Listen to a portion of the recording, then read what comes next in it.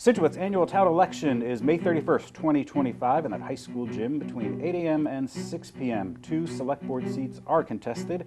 In position 2, it's Nikolai Afanasenko versus David Dauphinee. And Mr. Dauphinee joins us now. David, good to see you. Good morning. Let's jump straight to it. Why the select board? Why now? Yeah, that's been an interesting question to be asked and to answer. It's it's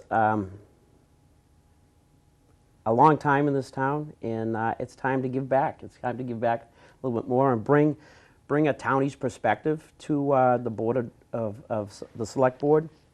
I come from a totally different background than a lot of people that serve on the board right now, and I think it's great to have balance, and it's great to have balance across the board, and I think I can bring an aspect to this town, and historically and present, to the conversation. And I think the conversation is important. You know, you can't agree to disagree, but if you don't talk about it, no one knows. Sure, you mentioned that board. Let's talk about them briefly. Two of the most senior members, Karen Canfield, Karen Conley, they're going to step down. That will dramatically change that board. What are your thoughts on the current select board? I think they're an excellent group if you sit back and watch how they work together and how they vet through the process of discussion. And it's something that makes me want to be part of that team. You know, everybody wants to be on a good team, and I think that's a good team compared to other towns that I see going on. And I've had experiences with both of those fine women, and they've always been positive. You know, very thoughtful, very understanding. We had a understand before you ban process about hunting in town, and just that people didn't understand it. And once we were able to bring that to light, I'm not a hunter, but to be able to have that discussion, it was great with either one of those two, and the work that I did on pushing through and fighting the federal government and the state on closing our shellfish beds, 600 acres of shellfish beds. I was able to communicate with the board, and it was respectful and receptive, and that's what you want. You want to receive information, go through it, and be able to come up with a good understanding and a reply. And I think all of those people on the board. I go back 50 years with select board people, and there's horror stories and everything. But anyways, we won't go down that road. But so that's good. That's what I like. Yeah, that's what good. I like. Let's get back to you. If elected, what do you think some of your top priorities would be? Again, bring that. Not always is a townie a benefit, because it's often reflected as you don't want to move forward, but somebody who has experience in the town, and bringing that experience to the town. I'd like to have broaden the scope and the view and inspire more community involvement. Really, as a leader, you can't lead if you're not followed, and I believe that in a position at the select board, you can inspire people that may be on the fence. I had a personal experience where I fought real hard with other people, but my leadership and bringing people with me for the fight made it worth it. And I really think at the top level of this town, as a select board member, you've got to reach back into those people, and you've got to get the best people you can to be on these boards. It's a shame to have 20,000 registered voters in the town of Scituate, or 15,000, whatever it is, and to have uncontested positions on elected boards. It's sad. I don't know that that's the job that I would have to have, but that's what I would like to do. I would like to bring those people forward that can serve on a board and be a vital part of the town. Every little piece helps. Leading up these interviews, I had a lot of residents ask me to ask the candidates about their political party preference. I'm not going to do that. This is a nonpartisan race. Yep. However, I will ask you, do you think residents should know a candidate's political party preference? My position on that is Scituate needs to worry about Scituate. We have elected state officials that have been vetted, we have their ear. We have federal people, same thing. Let's focus on Scituate. Let's focus on the details of Scituate. Let the state and let the federal do what they have to do. We can have suggestions and stuff like that. I have no room for the political designation or labeling, if you will. we can agree to disagree and we can move on. And that's the best way to receive information and get it back out. Let's talk about the town administrator, Jim Budro. What do you Yep. think he's doing well? What do you think he needs to focus on? I've never had any bad experience with Jim. I like seeing him out around town. I've seen him on the town pier quite a bit when, during lobstering season. I've seen him, in and out of the coffee shops at the harbor, and just, at the coffee corner. My dad would always bend his ear about something. It would be, either he'd come in or he wouldn't. One of those deals. But I think extremely tough job. He has an amazing team of people. Town Hall is a place I went in as a little kid to see Pauline Givens, who has served many, many, many years ago. But to have that contact, to be approachable, right? Maybe that's what I'm trying to say, is to be approachable. And I think he always has been. And his, overall, again, I haven't worked hand in hand with him, so I'm looking at it from my perspective, which is accessible, cares, loves. What else can you do with a job? That's a good thing. Let's talk about the coastline. Do you think the town is doing enough to protect homes along the coast? Well, based on the permitting, and that whole system, they're doing better. I actually remember the blizzard of '78 firsthand, walking down the beach, wondering why houses were across the streets. We don't, knock on wood, we don't see that type of damage now. It's more specific. This was wide coast, and it's something that sits with you. When you see the heartbreak and you see the damage and you see the loss of not only life during that storm, but property, the process is difficult. It's a job in itself to do the permitting, but I see them working on it, and that's the important thing. It's never fast enough, it's never soon enough, but it's a process. And they are working on it. In fact, Yeah. but it's an expensive. These projects are expensive. Yeah. We had the in North Scituate. There was that beach nourishment project, Yeah. cost about $4.5 million. We've currently got Oceanside going on. Yeah. That's $6 million. Yeah. A lot of state, and there's a lot of state and federal funding involved there, but some of it does fall on Scituate taxpayers. Right. The town has done betterments before. In fact, like on Oceanside, Cedar Point, when the sewer system went in, there were betterments there. Would you support betterments on homes along the coast to help fund seawall repair? Well, it's, I thought a lot about this. It's a double-edged sword. If you protect the property and it's assessed correctly, then the money goes back to the town, which funds the rehab and the maintenance and the repairs. If you don't have the property and you don't have the source for tax revenue, then it falls vacant. So,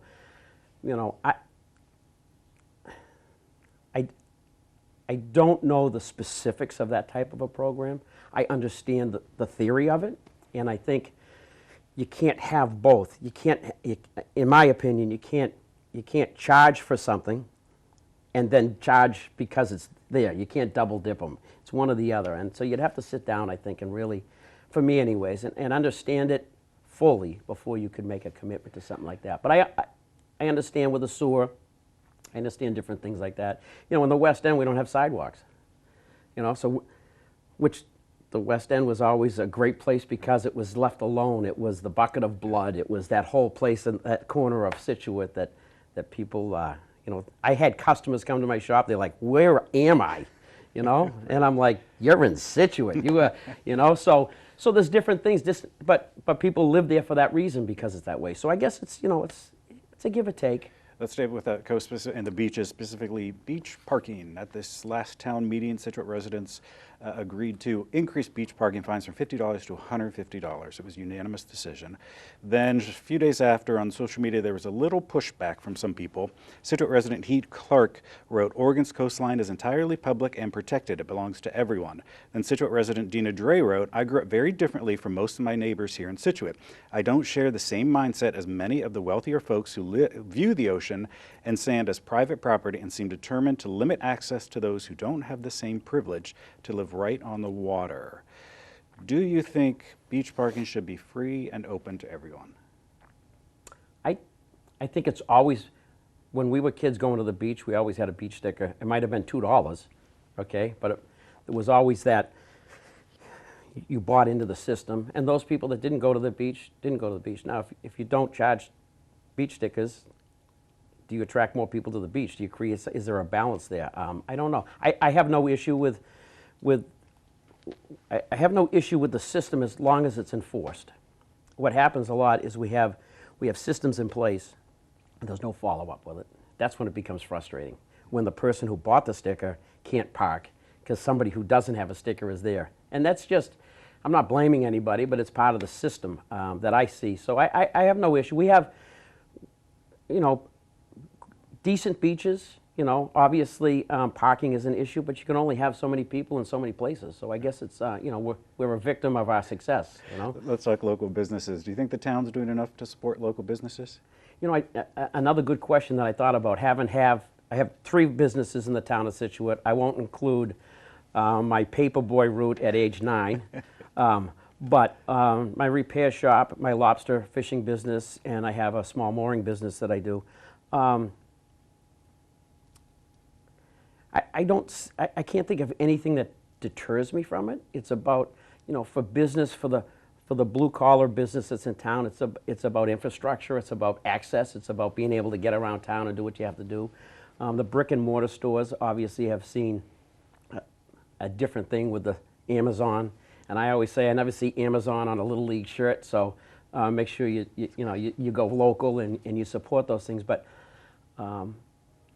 I've talked to people that want to start businesses, and they have anxiety about it because it's really a passion that they want to do. And we've seen a lot of businesses leave just based on the fact that property values came up. You know, as a mechanic, our local auto parts store closed. That was a drive down the street, get what you need, drive back, do what you have to do. Now you're going either to Marshfield or Weymouth. You know, it changes the dynamics of the town. So I think, you know, spread out.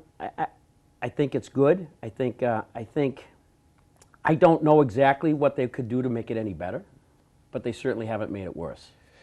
Let's talk the old Gates building. At that last town meeting, residents gave the select board the authority to move ahead with exploring the option of housing on that property.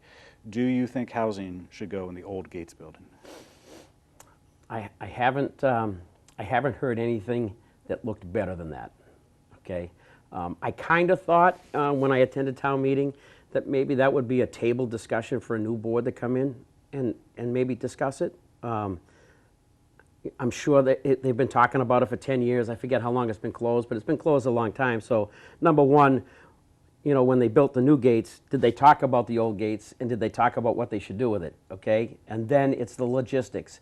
I think in this town we still have a great population of people who have been here. Generational, and you got to respect history. And I think, you know, for some people, school was a great experience for them, and it's a really passionate part of it, and the teachers and the people that took place there. And the building itself represents something to them. So I think you have to, whatever you do, it has to be respectful of history, because if we keep erasing it, we have nothing to look back on, and move forward. You know, housing. There's obviously a need for that. I talked to a few people that they said that they would have no issue with filling that up. I think it's, you know, situated in a spot in town, pardon the pun, but it's part of a bigger program there with the veterans building and the senior center, which has been a huge success. And there's a lot of people to thank for doing that. But you know, I don't know what else what you would do. You can't leave it empty, and you can't keep spending $150,000 a year just because you don't know what to do. There's an old saying, and I won't say it here, but do it or get off the pot. There's also discussions, early discussions about Cushing Elementary, right, which will eventually go away when it combines with Hatherley. Yeah. We posted about this online, and it took off. People said it should be fields. Some said it was housing. Our former employee, Cam Reardon, demands a hockey rink. What do you think should go on that property? Yeah, that's a place I went to school, first and sixth grade. Right. You know, you've got to be mindful of the neighborhood. They've had a school there for as long as I can remember. Again, the discussion that was being had for the new school, the combined school, is was there a discussion on what to do with that property? You know, I like the idea of a complex. I like the idea of a focus place where activities are happening. I know there's been talk about fields, and they wanted to do them on the west end on some pieces of land. So, you know, if that's I hear that, you know, this. The important thing is this discussion. It's healthy discussion. You know, there's going to be negotiation. There's going to be a give and take, and the effect of a proper negotiation is when both parties walk away slightly dissatisfied. And that's how it's going to be. So you're not going to please everybody. But I think as a whole, I like the idea of a complex. I like an idea of everything being in one place. I like the activity being, you know, specific. And so, you know, and you know, we talked about food pantry and talking about whether or not a section of that building can be used for that. I don't know. You know, these are the unique situations you find yourself in when you replace something. It's what do you do with the old one? And I have a problem with getting rid of an old car, let alone an old building. So it's like. I didn't put this on your list, but I want to ask you this. You're a Southshore VOTEC grad. Yep. Can you talk about the importance of that school? Amazing. That was the effect. The better part of that was going through a school system that I did in this town that cared about its students, recognized whether or not you were continuing education or perhaps you were at your limit. And I had great woodshop teacher, Mr. Bonanno, and we all made either a napkin holder, salt and pepper shakers, a lighthouse, which I still have, and then we had a metal fab guy, and I can't remember his name. I thought it was Sabonis or Sikorsky. I can't remember the name, but that introduced me to my hands and my mind. From there, Miss Krause, our guidance counselor teacher, and that team, Mrs. Murphy, who lived around the corner from us, pushed me in a direction, encouraged me, I should say, to a direction of trade school, which is something I never really thought about, you know, as a kid. But you had great guidance, and so when I took the aptitude test, it was like a home run. It was like this is. I want to be a carpenter. No room. All right. I want to be a tin knocker. Okay, come along. And so what I'm getting to is we were in a time and a place where people cared about other people. They weren't opinionated about it. They saw a kid who struggled academically and knew he needed a direction. When they take that person and they put him in that direction and they encourage him, we all work on encouragement, you know, and reward. And so that put me into a different level. That's where I met my wife. My wife went there. You know, high school sweethearts. Both my kids went there. Both have experience at trade school that they use today. And I think it's important. But I think probably for trade school, for me, my greatest achievement was when I competed on a state and national level in my trade. And I had won the gold medal in the school for 4 years in a row. And now I was going to states in Louisville, Kentucky, in the middle of the state, Minuteman VOTEC. And the bus left with my clothes. All I had was what I had. I borrowed a pair of boots, and I borrowed a pair of pants. And they gave you a T-shirt. And I did my trade, and for the first time, I won a gold medal. And it was amazing for a kid like me coming from a place like this. And it's, you know, you got awards from the state, and you got certificates from the state house and the governor, and it was just an amazing time. But it was, for me, it was a challenge. You overcame it. You pushed through, you persevered, and for one day and one day only, I was the best at what I did amongst other people in the state. And so that was a great thing. And then we went to Kentucky and competed. It was like I was at the top 20%. But just a great, the teachers there are amazing. We could stay after school. I've taken night classes there, you know, to brush up on some things that maybe I forgot about, or I need a little refresher. All the teachers that worked there were local people. They all took you in. They all, if you showed interest, it was unbelievable. I helped my trade teacher build the weather vane on the Weymouth Church right by the hospital. He was a great guy, great craftsman, great metal guy, and I learned a lot. I've learned a lot from a lot of people in this town by having the ability and the access to watch, and then take that and try it myself. Scituate, overall, how do you think the town's doing? I think, you know, there's obviously a number of issues there, whether it be financial or whether it be historical or whether it be, I think this town has an amazing balance based on the people that are involved. That's why I want to be involved. I want to bring balance, and I want to bring experience, and I want to bring history, and I want to bring what was, and I'm really excited about what can be. And it's, you know, as a townie, there's always too many people. They're always in the way of what you're trying to do, but that's, again, you know, we're a victim of our success, and people want to be here, and I get it, you know, I get it. But I think overall, you know, there's a great team that's been assembled at Town Hall, and I'd like to be a part of that. I think I can bring my experience, 40 years of being my own boss, 40 years of being responsible for my own paycheck. It's a big thing. All right, David, one more time. Why should residents vote for you on May 31st? Because of all the people running, I'm the best. Fair enough. You know, am I overqualified? Am I underqualified? Here's what I'll tell you. I've been described as tenacious. I've been described as too many questions. I've been described as just mind your own business. I dig into things. I'm passionate. I love this town. I didn't fall in love with it. I was born in love with it, and I'm proud to be part of this town, and I'm proud to be a part of the town that people admire, which is the fishing industry. And really, my, you know, if I had to say, my passion would be the working waterfront. We worked on a nice. I've worked with the select board members and Shellfish Constable on a right to fish bylaw that we updated, that simply reinforced how important the fishing industry is, but to the community. And I've had great kids work for me on the boat. I'm often given credit for inspiring them, but they inspire me. And I think you need that. And I think it's important. Well, for me anyways, it's important. But I think our town is, you know, from what we saw at town meeting, financially responsible.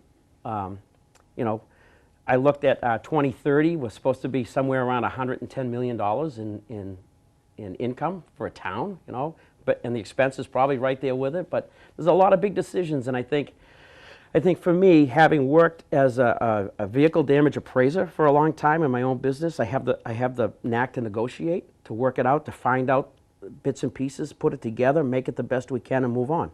And I think it's important. I think that's an important. It's not a taught course, but it's a learned course, I guess. And I think my experience will do that. And I hope people will see that when you're passionate about something and you love something, you'll do the best you can. It may not be the best that can be done, but you certainly, you know, will get. And I hope for the 3 years that I'm committed to serve, I hope that the people that vote for me will stake 20 minutes of their life. Just give me 20 minutes. I'll give you 3 years, and I will give you 3 good years. David, good to see you. Appreciate you at the time. Thank you so much. And remember, folks, that election, May 31st, 8 a.m. to 6 p.m. in that high school gym.